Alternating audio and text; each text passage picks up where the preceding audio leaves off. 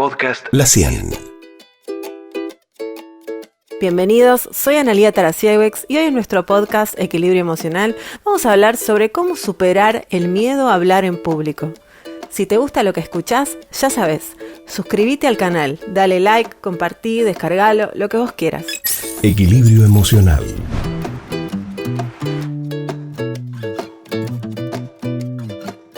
Te voy a explicar la diferencia para entender si este miedo es algo profundo, emocional o psicológico que puedas resolver por este lado, o si solamente es un problema que se solucionaría con correcciones de oratoria. Estás ahí, en una entrevista, en una clase, en una presentación laboral, en una reunión familiar, y te toca hablar. Esta situación, que puede ser muy común para muchas personas, puede ser bastante paralizante y aterradora para otras. Le pasa a cualquiera, puede ser una gran profesional o un principiante. Pero, ¿qué es lo que se juega ahí? ¿Por qué sentís miedo? Un día una chica nos mandó un mail y en el asunto decía: hola, sé que son especialistas en problemas del trabajo, y después escribió: tengo miedo a hablar en público y soy gerente.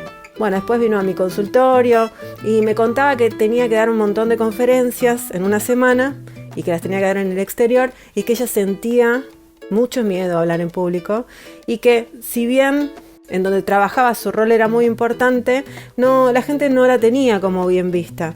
Y estas charlas que tenía que dar realmente eran determinantes para el bienestar de su trabajo y también su próximo año. En el medio del relato, mientras su cara empezaba a transformarse, a transpirar y a mirar rápidamente hacia arriba y hacia el centro, se sonaban los dedos de la mano izquierda. Era como una situación que se iba poniendo cada vez más tensa. Y cada vez que finalizaba una oración, a modo de latiguillo decía: ¿sí? Hola, Analía, ¿sí? Pero mirá que yo, ¿sí? Esperando que asienta con la cabeza. Ella lo empezó a hacer más y más y más. En el lapso de 20 minutos ya había dicho como 30 o 40 veces sí al final de cada oración. Ese latiguillo, que parecía bastante común, la dejaba en evidencia de que le pasaba algo muy adentro y algo que no estaba pudiendo resolver. Entonces me dice: ¿ves? Esto es lo que me pasa cada vez que tengo que empezar a decir algo o a expresarme. Todos se ríen cada vez que hablo porque no puedo parar de decirlo. Entonces ahora siento más miedo de ir a presentar. Me contaba que días atrás sentía morir. No podía dormir, estaba sudando todo el día, no quería hacer nada. Solo pensaba en ese momento en que iba a salir y todos iban a mirarla y a decir lo poco inteligente que era. O sea, ella solo creía que la gente, a través de este latiguillo, iban a pensar que no era inteligente y que seguro iban a pensar de cómo esta mujer llegó hasta ahí hablando así. Cada sí que ella decía, me mostraba su dolor en el aquí y ahora. Solo porque recordar lo que le pasaba en esa instancia le hacía repetir lo mismo que le pasaba cada vez que presentaba. Hasta que empezamos a ver algunas características personales y llegamos a su familia, ¿no? Donde vimos que hubo una crianza súper dependiente, muy autoexigida, y donde la familia no acompañaba las decisiones de esa niña, sino que le imponía lo que ellos querían que sea, lo que ellos querían que haga. Y también, pero no desde la agresión, sino desde un manto de sobreprotección. Era hija de un padre y una madre muy sobreprotectores y que le metían miedo a la toma de decisiones. Entonces le mostraban un mundo como un lugar inseguro, donde si ellos no estaban y no decidían, iba a ser difícil, iba a ser imposible. Pero la cosa es que los padres un día se murieron, los dos juntos, en un accidente. Y claramente el miedo empezó a colarse por un montón de lugares. La inseguridad y el mundo se volvió aterrador. Estos son los comienzos de toda una mirada errónea del mundo y tu lugar frente a él. Esos niños o niñas crecen y muchas veces hacen esfuerzos sobrehumanos para ser aceptados, pero no le podemos escapar a lo inconsciente. Y muchas veces lo que nos sana está ahí de modos insólitos, como este latiguillo, que ella lo único que resolvía minuto a minuto con esas cabezas que asentían todo el tiempo era que era aceptada, que era aceptada, que era aceptada.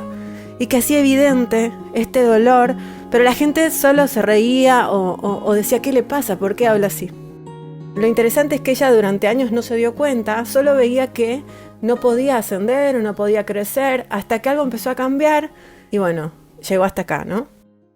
En este podcast, una vez más, vamos a pensar el trabajo, su impacto psicofísico, este trabajo como un escenario de proyecciones de esto que te pasa y sobre todo el lugar que le damos para cumplir estas condenas pasadas, todo aquello que no pudimos resolver, que se va a presentar aquí y ahora disfrazado de problemas laborales y vamos a intentar lograr descubrir esta libertad a través de las elecciones.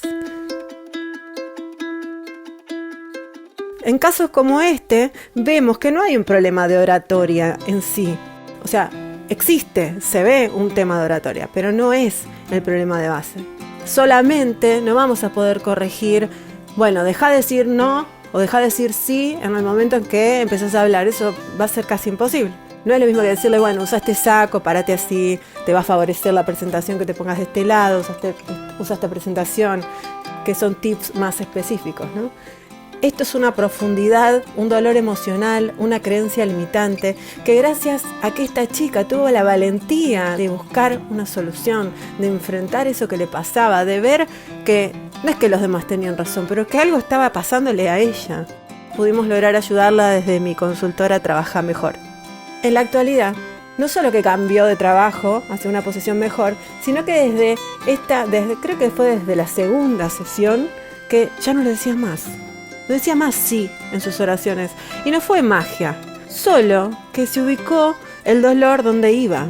Ese agujero emocional ya no tenía que sentirse un desastre o una perdedora o todo lo que ella decía, sino que solo tenía que cerrar un capítulo, perdonar, amar, soltar, porque al fin de cuentas sus padres la amaban mucho, solo que no pudieron ver lo mejor para ella y tampoco tenían la claridad de la visión de su propio mundo. ¿O acaso tus padres son perfectos? ¿O acaso vos sos perfecto?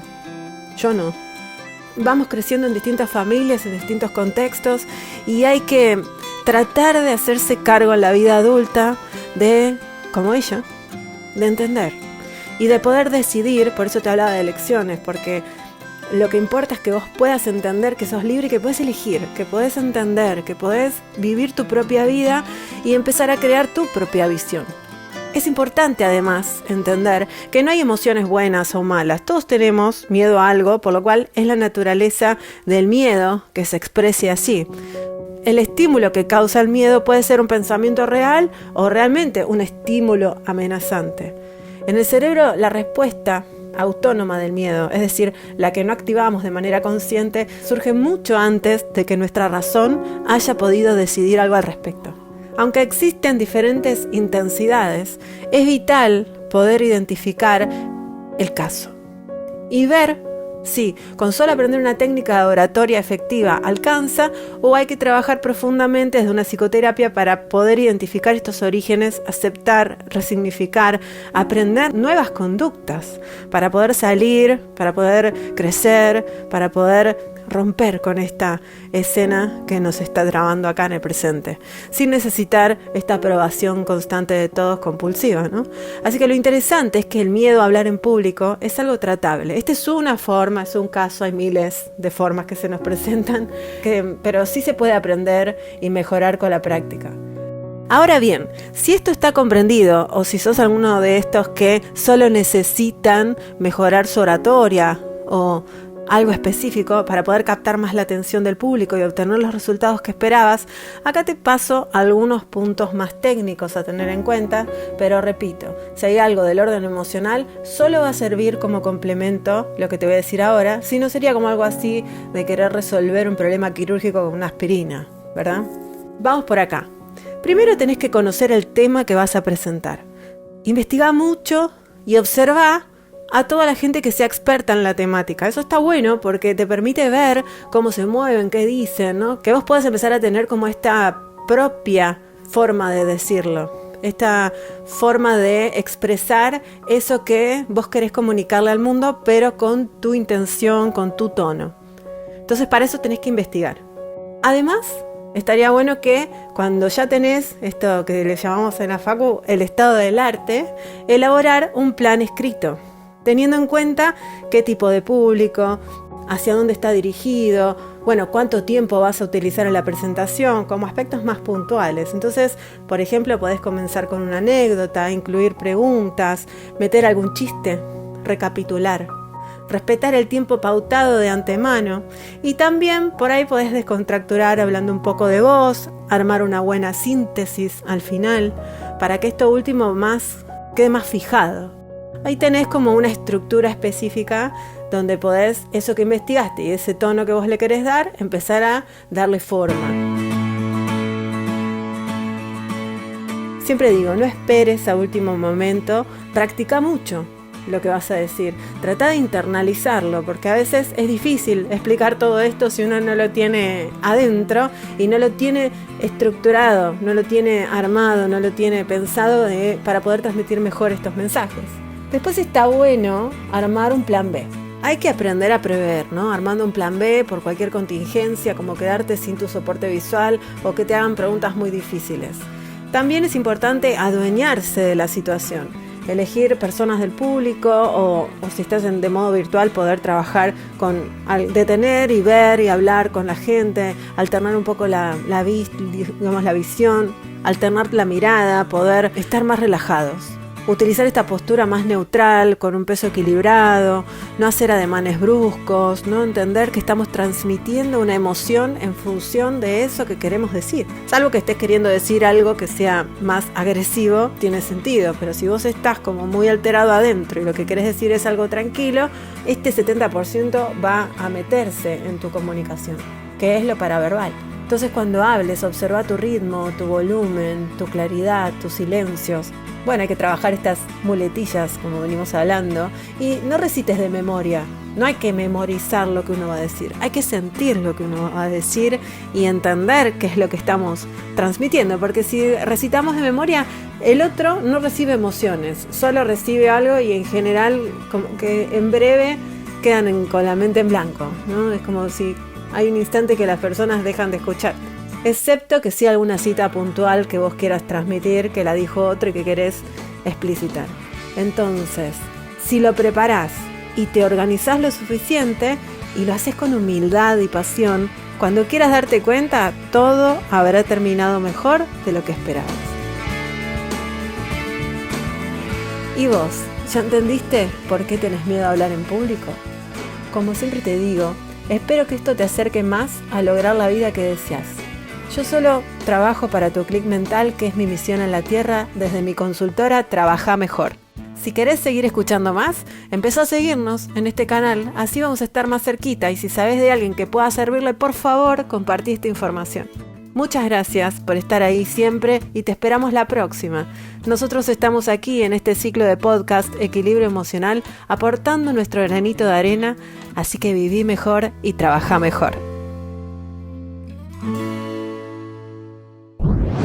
Podcast La 100.